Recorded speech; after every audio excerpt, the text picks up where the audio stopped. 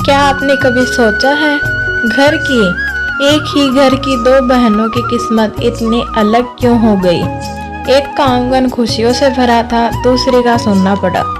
आज मैं आपको सुनाऊंगी पूर्णिमा व्रत की वह दिलचस्प कहानी जिसे सुनकर आपकी आंखों में आंसू और दिल में उम्मीद जाग जाएगी। प्राचीन समय की बात है। एक साहूकार की दो बेटियां थीं।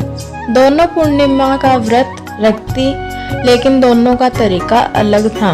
बड़ी बहन बहुत ही धार्मिक थी और व्रत को पूरे नियम धर्म और पूर्ण रूप से करती, लेकिन छोटी बहन बहुत उतावली।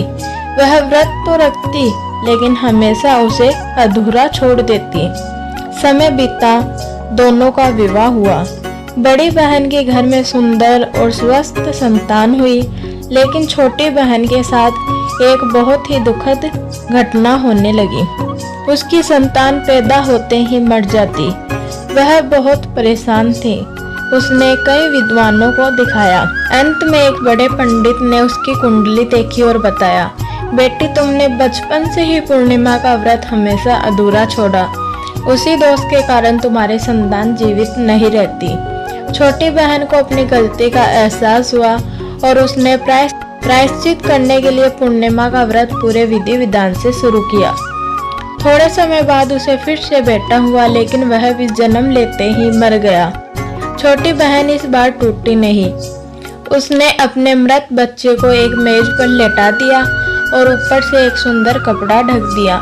फिर उसने अपनी बड़ी बहन को बुलाया और उसे उसी मेज पर बैठने के लिए कहा। जैसे ही बड़ी बहन उस मेज पर बैठने लगी, उसके लहंगे का कोना बच्चे को छू गया। स्पर्श होते ही वह मृत बच्चा रोने लगा और जीवित हो गया। बड़ी बहन चौंक गई और बोली, अरे पागल, तू मुझे यहाँ क्यों बैठा रही है? अभी मेरे बैठने से तेरा बच्चा मर जाता। तब छोटी बहन ने आंखों में आंसू भरकर कहा, दीदी, यह तो पहले से ही मरा हुआ था। यह तो तुम्हारे पूर्णिमा व्रत के पुण्य के कारण और तुम्हारे स्पर्श से जीवित हुआ है। उस दिन के बाद पूरे नगर में पूर्णिमा व्रत की महिमा फैल गई। दोस्तों, यह कहानी हमें सिखाती है, कोई भी शुभ काम करे उसे अधूरा ना छोड़े।